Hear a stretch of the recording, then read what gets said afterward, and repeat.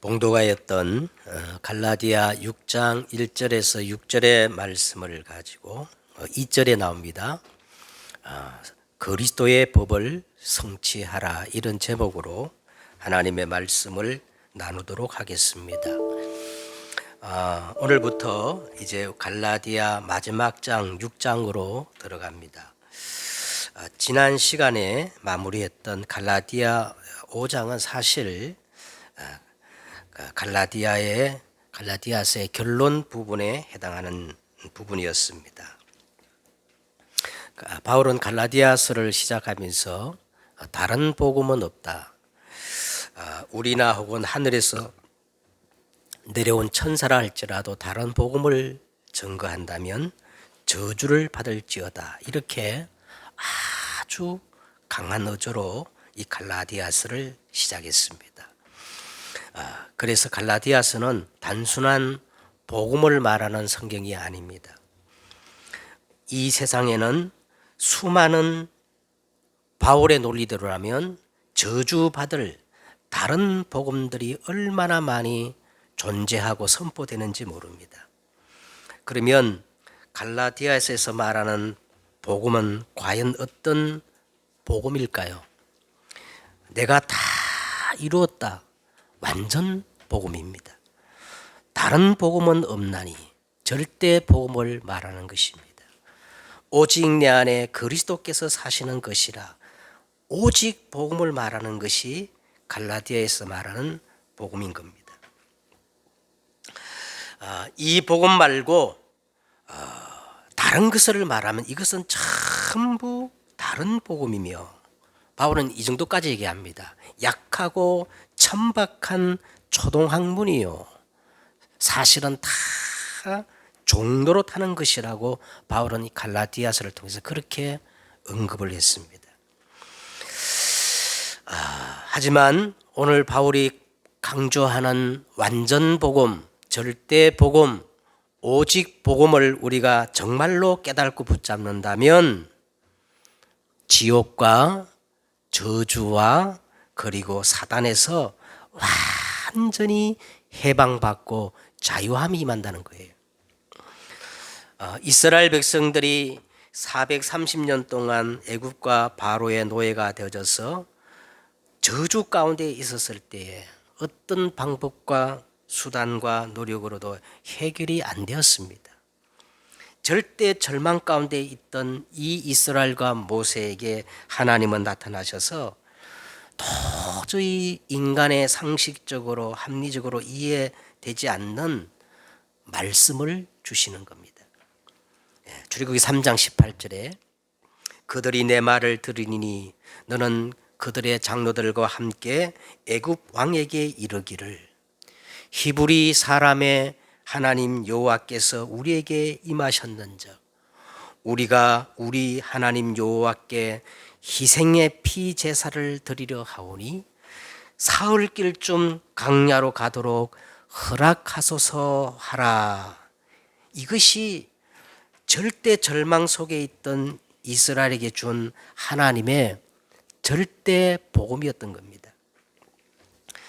레위 사람이 네 여자를 만나서 이제 태어난 사람, 그리고 어릴 때부터 계속 하나님의 말씀을 듣고 자랐던 모세가 이 말을 듣자마자 이게 도대체 무슨 말인지 알아듣지를 못했어요. 그래서 여러분 출애굽기 이제 계속해서 보면 저는 절대 아닙니다. 저는 못 갑니다. 보낼 만한 자를 보내소서 하고 온갖 핑계를 모세가 대자 하나님은 급기야 모세를 죽이려고 했어요. 자, 이때 이 하나님의 절대 복음을 정확히 알아듣는 모세의 아내 십보라가 급하게 돌칼을 가져다가 모세의 아들의 그 표피를 베어서 그의 발 앞에 이렇게 던지면서 이렇게 말합니다. 당신은 참으로 내게 피남편입니다. 피남편이라는 거예요. 그때 하나님은 진노를 거두셨어요. 드디어 모세가 바로 앞에 서서 하나님이 일러준 그대로 바로에게 전달했습니다. 불신자 바로가 말하기를 여호와 하나님이 도대체 누구시기에 내가 그의 목소리를 듣고 이스라엘을 보내겠느냐. 너희가 게으르고 배가 불러서 그렇구나. 그러면서 먹을 것을 줄이고 다 고된 노역을 시키라고 명령을 합니다. 이때 하나님은 모세를 통해서 10가지 재앙을 일으키자 견디다 못한 바로가 이제는 어떻게 말하느냐. 그러면 광야로 나가지 말고 여기서 너희들이 말하는 그 희생의 피제사를 드리면 될 게 아니냐. 이때 모세는 그럴 수 없다고 했습니다. 그때 바로는 또 이렇게 말합니다. 그러면 백성들은 여기에 남겨놓고 너희들만 가서 희생의 피제사를 드리고 돌아오라는 겁니다. 이때 모세가 불가하다면서 여호와 하나님은 분명히 사흘 길 광야로 가서 희생의 피제사를 드리라고 하였습니다. 결국 이 바로와 애굽은 어떻게 됐느냐? 죽을 때까지 이 복음을 깨달지 못하고 재앙과 저주 속에서 결국은 멸망당했던 것입니다. 갈라디아서는 출애굽과 같은 해방과 자유의 복음이에요. 갈라디아서의 복음의 핵심은 아주 간단합니다. 오직 복음, 완전 복음, 절대 복음이 회복되어지면 출애굽의 역사, 해방과 자유가 임한다는 거예요. 이것 말고 다른 것이 더 필요하다고 한다면 그것이 진짜 이단이며 하늘로부터 내려온 천사라 할지라도 저주를 받을 것이다. 너희는 이것을 단호하게 베어버리라고 바울은 그렇게 갈라디아서를 통해서 말씀하고 있습니다. 자, 그러면 이제 6장으로 들어와서 그러면 이 완전 복음, 절대 복음, 오직 복음을 가진 자는 어떻게 살아야 할 것인가? 어떻게 살아야 할 것인가? 그리스도께서 다 성취하셨다는 거예요. 내가 다 이뤘다. 그러면 이제는 어떻게 살아야 할 것인가? 그리스도의 법을 성취하는 삶을 살라고 말씀하고 있습니다. 자, 그러면 도대체 세상의 법이 무엇이고 도대체 그리스도의 법이 무엇인가를 우리가 알아야 성취하는 삶을 살 수 있지 않겠습니까? 먼저 세상의 법입니다. 사단은 이 세상에다가 12가지 세상의 법을 만들어 놓았어요. 창세기 3장, 그런데 뱀은 여호와 하나님이 지으신 들짐승 중에 가장 강교하더라. 뱀이 여자에게 물어 이르되 하나님이 참으로 너희에게 동산 모든 나무의 열매를 먹지 말라 하시더냐. 인간의 불행은 사단의 미혹에 반응하면서부터 시작되었습니다. 무시하면 되는데 이 하와가 그 말에 반응을 보인 거예요. 그러면 왜 반응을 보였을까요? 뱀이 말하기 전에 이미 우리 인간 마음속에는요, 동산 모든 열매를 먹고 싶은 욕망이 있었기 때문에 그래요. 여자가 뱀에게 말하되 동산 나무의 열매를 우리가 먹을 수 있으나 동산 중앙에 있는 나무의 열매는 하나님의 말씀에 너희는 먹지도 말고 만지도 말라. 너희가 정령 죽으려 했는데 죽을까 하노라 하셨느니라. 여러분, 하와가 기억력이 약해가지고 하나님의 말씀을 변절시켰겠습니까? 저는 그렇게 보지 않아요. 선악과를 먹고 싶은 그 욕망이 너무 강해지니까 하나님의 말씀을 의도적으로 변질시킨 겁니다. 이것이 사단이 정확히 알고 뱀이 여자에게 이르되 너희가 결코 죽지 아니하리라. 너희가 그것을 먹는 날에는 너희 눈이 밝아져 하나님같이 되어 선악을 알 줄을 하나님이 아심이라. 여러분, 이 말씀을 자세히 보세요. 얼마나 매혹적인 말인지 몰라요. 하나님 따위는 존재하지 않는다. 너의 욕망을 따라 너를 찾으라. 그리고 내 스스로 하나님이 되어 모든 선과 악의 기준이 되라는 거예요. 이것이 사단이 첫 번째로 이 세상에 만들어 놓은 나 중심의 세상의 법입니다. 그러면 그 이후로 인생들은 과연 행복했습니까?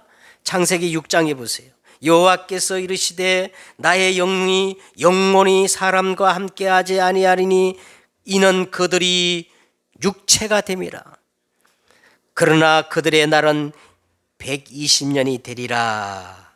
내가 내 인생의 주인이라고 착각하고 아무리 열심히 살아본들 고작 120년 뿐입니다. 유물론적 사고를 가지고 물질이 전부다고 내 인생이 전부인 줄 알고 살았는데, 당시에 땅에는 네피림이 있었고 그 후에도 하나님의 아들들이 사람들의 딸들에게 들어가 자식을 낳았으니 그들이 용사라, 고대에 유명한 자들이었더라. 그렇게 명성 있는 사람이었다고 성경은 그렇게 말합니다. 네피림이 뭘까요? 네피림은 위에서 떨어진 자, 사단을 말하는 겁니다. 이 땅에서 성공하고 대단한 명성을 날리고 잘 사는 것 같은데 성경은 여기 대해서 뭐라고 얘기하느냐? 너의 아비 마귀, 본질상 진노의 자녀, 이 운명 속에 철저히 종로로 탄다고 말하고 있어요. 이 네피림의 후손 니므롯들이 세상의 법을 어떻게 만들어냈냐? 그게 창세기 11장입니다. 온 땅의 언어가 하나요 말이 하나였더라. 지금 온 땅의 언어가 다르고 말이 틀리지만 온 세상이 통하는 말과 언어가 뭐냐? 최고로 잘 사는 것, 최고의 가치가 뭐냐? 나 중심, 인권이라는 거예요. 인권을 극대화하고, 그리고 이 네피림의 유물론적 사고를 가지고 물질이 최고라는 거예요. 이 땅에서 성공하는 것이 최고다. 이 사상을 가진 그들이요, 동방으로 옮기다가 신할 평지를 만나 거기 거류하며, 여기 동방이 어딜까요? 에덴의 동쪽이거든요. 하나님을 떠나 에덴 동쪽으로 점점 옮겨가면 실패하고 망해야 되는데, 아니 성경에 보니까 신할 평지를 만나서 살판 나는 세상이 되었습니다. 사람들은 이걸 가르쳐서 형통이다, 축복이다, 그러면서 뭐라고 얘기합니까? 보라, 우리 말이 맞았다. 우리는 우리의 힘으로 얼마든지 성공할 수 있다. 큰 소리치면서 서로 말하되, 자, 벽돌을 만들어 견고히 굽자 하고 이에 벽돌로 돌을 대신하여 역청으로 진흙을 대신하고. 창조의 질서 따위는 필요 없다는 거예요. 우리가 이룩한 지식으로 하나님이 만든 저 돌을 대신하고, 우리가 개발한 저 첨단 과학으로 자연적인 진흙을 대신해서 또 말하되, 자, 성읍과 탑을 건설하여 그 탑 꼭대기를 하늘에 닿게 하여 우리 이름을 내고 지면에서 흩어짐을 면하자 하였더니. 이게 바벨탑 운동입니다. 근데 지금 똑같은 일이 벌어지고 있어요.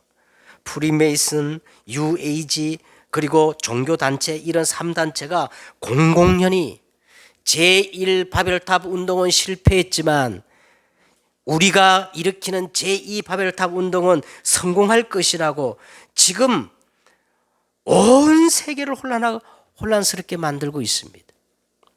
자, 그러면 반대로 오늘 성경에서 말하는 그리스도의 법이란 뭐겠습니까? 서론적으로 그리스도의 법은, 첫째는 그리스도의 법은 모든 사람을 살리는 하나님의 새로운 의의 법입니다. 이제는 율법 외에 하나님의 한 의가 나타났으니 율법과 선지자에게 증거를 받은 것이라. 곧 예수 그리스도를 믿음으로 말미암아 모든 믿는 자에게 미치는 의인이 차별이 없느니라. 모든 사람이 죄를 범하였음에 하나님의 영광에 이르지 못하더니 그리스도 예수 안에 있는 속량으로 말미암아 하나님의 은혜로 값없이 의롭다 하심을 얻은 자 되었느니라. 하나님의 새로운 의가 나타났다는 거예요. 그리고 이 그리스도의 법은 하나님의 사랑의 법입니다. 우리가 아직 죄인 되었을 때, 우리가 아직 연약할 때, 우리가 하나님과 원수된 자리에 있었을 때 그리스도께서 우리를 위하여 십자가에 죽으심으로 하나님께서 우리에 대한 자기의 사랑을 확증하셨습니다. 그리스도의 법은 생명의 성령의 법이에요. 그러므로 이제 그리스도 예수 안에 있는 자에게는 결코 정죄함이 없나니 이는 그리스도 예수 안에 있는 생명의 성령의 법이 죄와 사망의 법에서 너를 해방하였음이니라. 그 정도가 아니고 그리스도의 법은 하나님의 영광의 광채시요 그 본체의 형상입니다. 옛적의 선자를 통하여 여러 부분과 여러 모양으로 우리 조상들에게 말씀하신 하나님이 이 모든 날 마지막에는 아들을 통하여 우리에게 말씀하셨으니 이 아들을 만유의 상속자로 세우시고 또한 그로 말미암아 모든 세계를 지으셨느니라. 이는 하나님의 영광의 강체시요 그 본체의 형상이시라. 그의 능력의 말씀으로 지금도 만물을 붙드시고 죄를 정결하게 하는 일을 하시고 높은 곳에 계신 가장 크신 자 지극히 높으신 이의 우편에 앉으셨느니라. 그래서 갈라디아서는 이렇게 말합니다. 다른 복음은 없다. 다른 복음은 존재하지 않는다. 하늘에서 내려온 천사랄지라도 다른 복음 증거하면 저주를 받을지어다. 예수 그리스도만 유일한 진리요 참 생명이요 그리고 유일한 길입니다. 그리스도만 유일한 소망이에요. 그래서 사실상 우리가 이 복음 깨달으면 다 끝난 거예요. 다 끝난 거예요. 복음은 그 자체로 완전하고 충분하고 모든 것 되십니다. 자, 그러면 오늘 우리가 본론적으로 말이지요. 이 복음을 깨달은 사람은 어떻게 그러면 이 땅에 살아야 할 것인가? 오늘 이게 내용이거든요. 첫째로 이 복음 깨달은 사람이 가장 중요하고 가장 먼저 할 것이 뭐냐? 교회의 축복과 예배를 회복하는 것입니다. 자, 오늘 본문에 보면은 자, 형제들아 이렇게 시작합니다. 형제들아. 그리고 6절에 어떻게 시작되죠? 끝나죠? 형제들아. 가르침을 받는 자는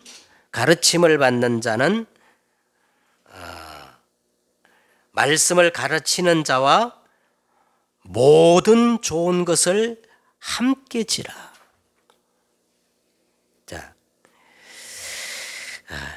자, 이걸 뭘 의미하느냐면 이게 바로 그리스도를 머리로 하여 한 몸을 이룬 생명 공동체. 이게 뭐예요? 그리스도를 머리로 하여 한 몸을 이룬 이 생명 공동체가 뭐지요? 교회입니다. 교회. 그래서 형제들아 이렇게 말하는 거예요. 자, 그러면서 가르치는 자는 가르침을 받는 자는 가르치는 자와 모든 좋은 것을 함께 지라. 왜 그러냐? 예배가 중요하기 때문에 그렇다는 거예요. 응? 예배가. 이것이 사실은 바울 서신에 나타나는 공통된 특징입니다. 바울은 언제든지 전반부를 통해서 복음을 설명하고 후반부 들어가서는 뭡니까? 어떻게 살아야 할 것인가 이 실천적인 면을 말하는데 가장 먼저 뭐를 강조하느냐? 예배를 강조하고 있다는 거예요. 그러면 바울이 왜 이토록 바울의 모든 서신을 통해 이렇게 말을 하느냐 하면 예배는 하나님이 가장 기뻐하는 것이기 때문에 그래요.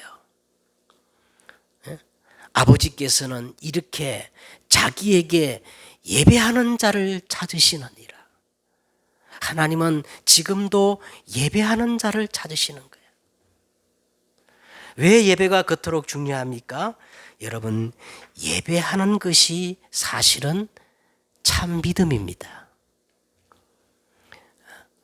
하나님을 믿는다 하면서 예배를 실패하는 사람은 사실은 거짓말하는 사람이에요.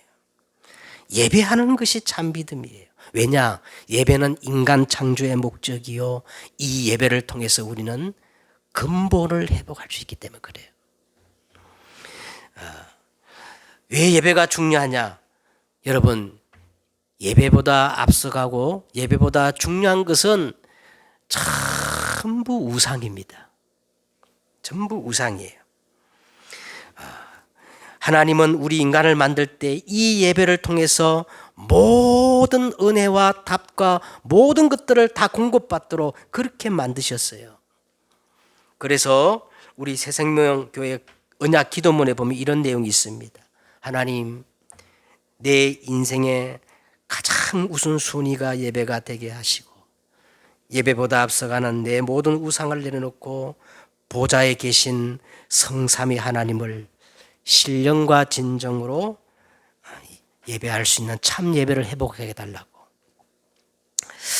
자, 두 번째는 오늘 본문을 보세요. 어떻게 살아야 할 것인가. 두 번째는 신령한 너희는 온유한 심령으로 그랬어요. 온유한 심령으로.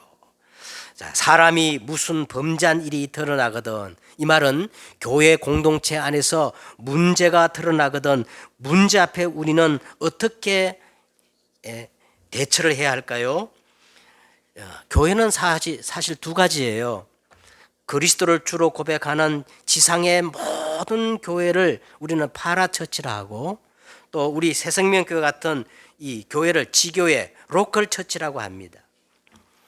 어떤 신학자는 이 지상교회를 표현하기를 지상교회는 전투하는 교회라 그렇게 표현했어요. 저는 맞다고 생각합니다. 왜냐하면 왜 지상교회는 전투하는 교회냐 하면 간단해요. 교회는 완성된 사람들의 공동체가 아니에요. 사람들이 그러잖아요. 교회 다른 사람 왜 저래? 여러분, 결코 교회는 완성된 사람의 공동체가 아니고 흠투성이고 그리고 소망이 없고 절망적이고 죄인임을 깨달은 연약한 자들의 모인 공동체입니다. 그리고 더 중요한 것은요, 영적 존재 이 사단은 교회를 가장 싫어하기 때문에 그래요. 그래서 지상교회는 늘 문제가 일어날 수밖에 없습니다. 이럴 때 우리는 어떻게 해야 하는 것인가? 바로 잡으라 그랬어요. 그럼 어떻게 바로 잡으라 그랬냐면 신령한 너희는 온유한 심정으로. 자, 신령이란 말이 뭐예요? 신령이란 말은 성령을 의미하는 겁니다. 성령 충만한 너희는 이 말이거든요. 그래서 우리는 가장 먼저 영적 서밋의 자리에 있으라는 거예요. 할렐루야. 영적 서밋의 자리에 있으라 합니다. 자, 영적 서밋의 자리에 있으면 어떻게 되느냐? 지난주 우리가 성령의 열매를 가지고 말씀을 나눴는데 자신에 대한 성령의 열매 중에 뭐가 나왔어요? 온유가 나왔어요. 온유. 정말 우리가 영적 서밋이 되어지면 그 열매로 온유함이 우리에게 나올 수밖에 없습니다. 그래서 오늘 성경에 보니까 온유한 심정으로 그랬어요. 온유한 심령으로 바로잡고 그랬습니다. 자, 그러면 1세기에 오늘 이 성경이 기록되었던 1세기에 살았던 헬라인들이 여기에 사용한 이 온유란 말은 프리우스란 말이거든요. 프리우스.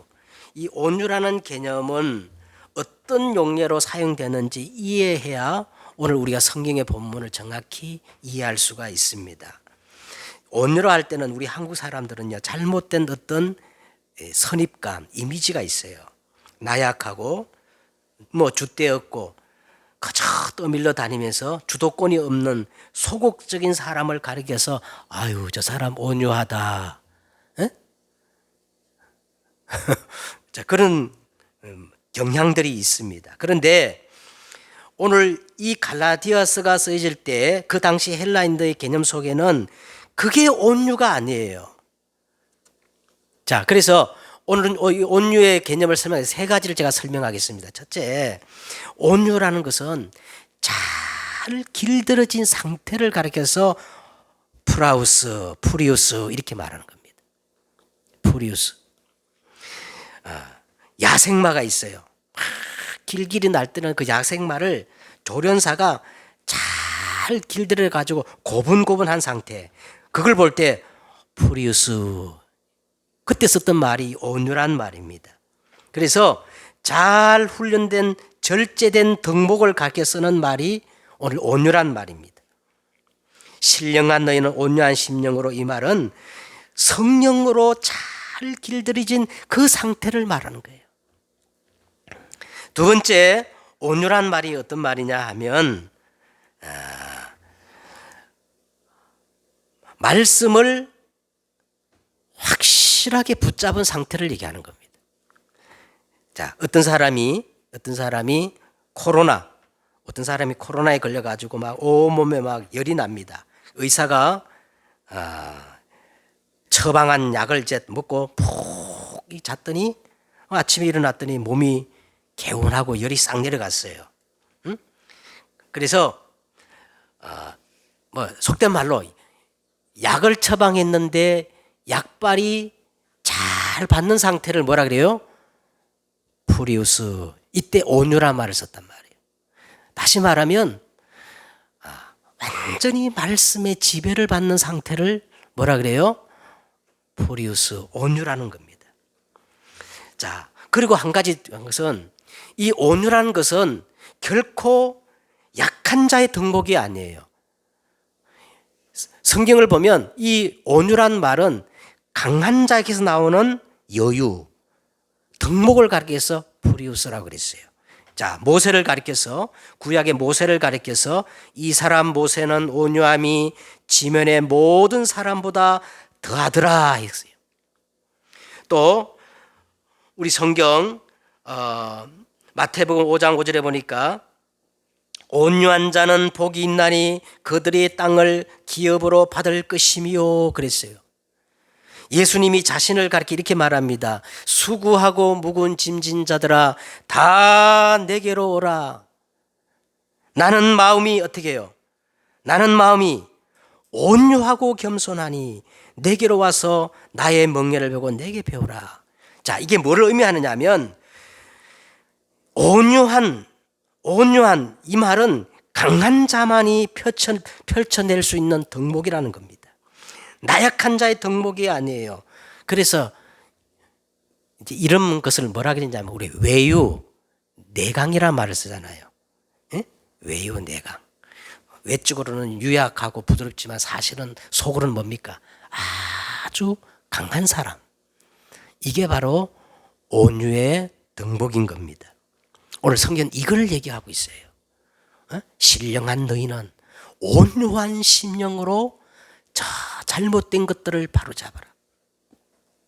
마지막으로 오늘 본문은 복음 가진 자가 문제 앞에 섰을 때 어떻게 해야 되느냐. 세 번째는 자신을 살피라는 겁니다. 내 자신을 살펴보아 너도 시험을 받을까 두려워하라.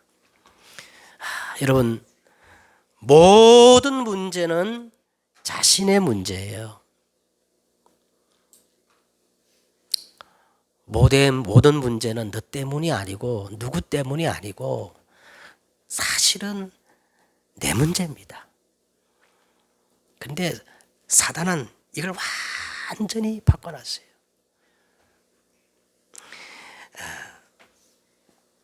자, 오늘 성경 본문을 보세요. 1절에 보니까 자, 문제가 드러나거든. 남을 탓하기보다도 너도 1절에 보세요. 너도 시험을 받을까 두려워해라. 2절에 너희가 원망 불평하지 말고 너희가 짐을 서로 지라는 거예요. 연약한 자의 짐을 네가 지라는 거예요. 그리고 4절에 보세요. 만일 누가 아무것도 되지 못하고 된 줄로 생각하면 스스로 속임이라. 각각 자기 일을 살펴라. 그리하면 자랑할 것이 자기에게는 있어도 남에게는 있지 아니하니라. 자신에게 속지 말라는 거예요. 누구 때문이 아니라는 거예요. 그리고 5절에 보세요. 각각 자기 분량의 짐을 지라는 겁니다. 여러분 어디 하나 꼭 필요한 사람이 있습니다. 자기 필요를 자기가 감당하지 못하면요, 남에게 불편을 주고 남에게 피해를 주잖아요. 자, 그래서 간단히 지금 우리 전체 흐름에서 계속 어디든지 살아남을 수 있는 10가지 비밀, 어디든지 어디든 한 곳에 살아남을 수 있는 10가지 비밀 들어보셨습니까? 그걸 잠깐 소개합니다. 첫째는 뭡니까? 우리는 어떤 상황 어디에서도 괜찮다. 독립이라는 거예요. 독립. 왜? 하나님이 나와 함께 하시니까. 하나님이 우리와 함께 하시니까. 하나님은 모든 것 속에 함께 하시니까. 이 복음의 비밀을 가진 사람은요, 노예로 가도 괜찮고 포로가 돼도 괜찮고, 그렇죠? 외로워도 괜찮고, 독립이라는 겁니다. 가장 독립. 그리고 현실에 속지 말고, 사실에 속지 말고, 진실에 속지 말고, 뭐를 붙잡으느냐? 영적 사실을 붙잡으라는 거예요. 사실, 이게 사실이라는 거예요. 그리고 여러분 이걸 가지면 생각이 달라집니다. 생각. 고리타분한 그런 생각하지 말고 역발상을 하라는 거예요. 역발상. 반대편에 답이 있다는 겁니다. 그리고 시너지. 우리는 목적이 분명합니다. 생명을 살리는 그쪽을 선택하는 거예요. 생명운동을 선택한, 사람을 살리는 이 시너지, 이걸 붙잡으라는 거예요. 그리고 어려움은 어려움이 아닙니다. 모든 것들이 해답이요 발판이다. 그러면서 사람과 경쟁하는 게 아닙니다. 무경쟁입니다. 무경쟁.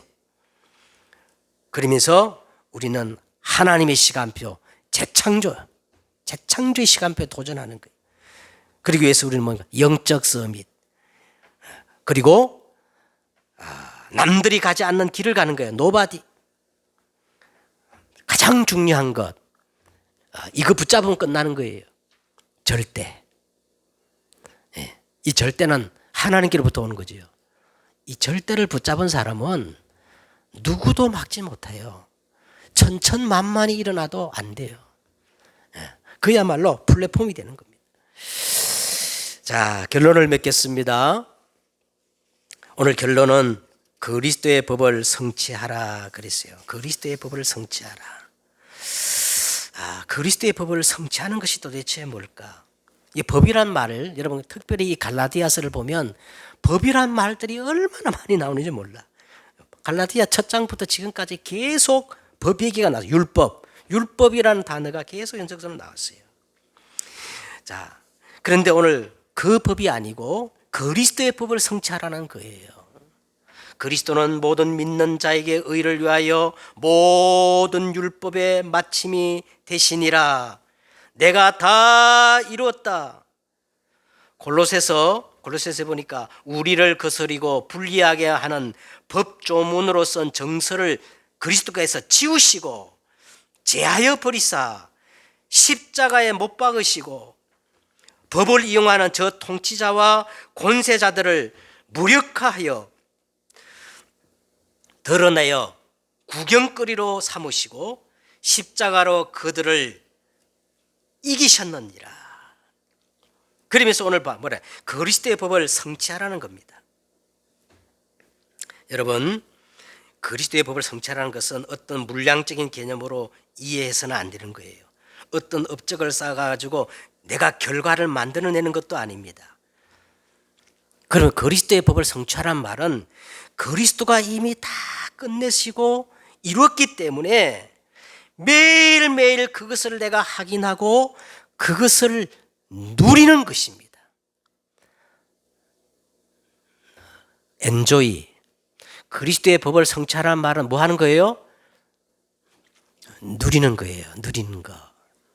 자, 그러기 위해서 먼저 우리가 뭐를 그리스도의 법을 성취하기 위해서는요, 이 그리스도의 법으로 들어가야 되는 거예요. 갈라디아서는 이걸 뭐라 그랬냐면 완전 복음이라 그런 거예요. 완전 복음. 갈라디아 2장 20절.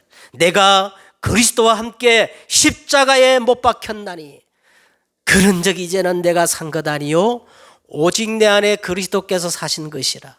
이제 내가 육체 가운데 사는 것은 나를 사랑하사 나를 위하여 자기 자신을 버리신 하나님의 아들을 믿는 믿음 안에서 사는 것이다.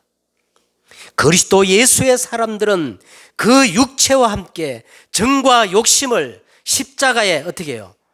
못 박은 사람들이다. 자, 그래서 우리는 계속 이 완전 복음 속으로 들어가는 것이 그리스도의 법을 성취하는 거예요. 자, 그러면서 우리는 뭡니까? 뭘 하는 것이 아니라 누리는 겁니다. 누리는 것.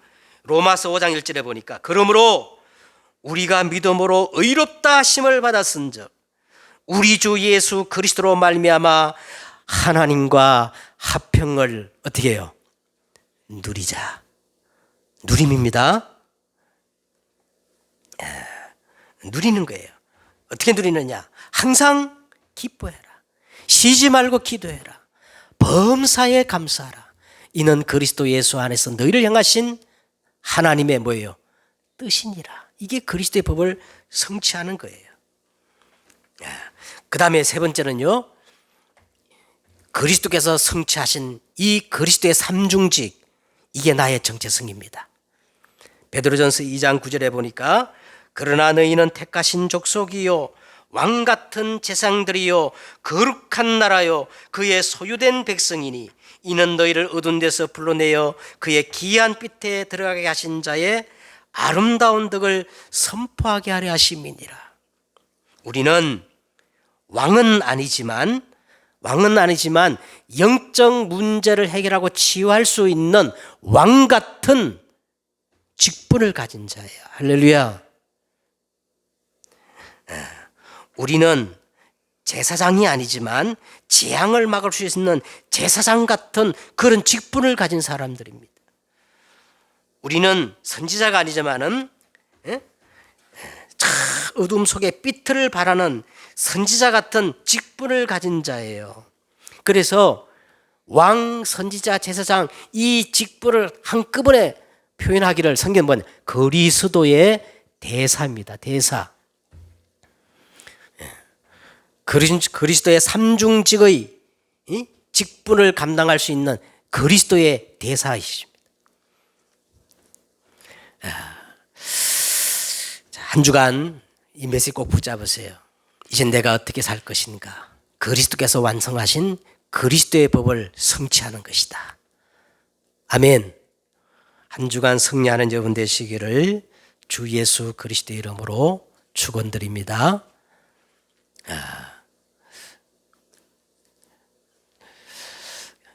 기도하겠습니다. 하나님 감사합니다.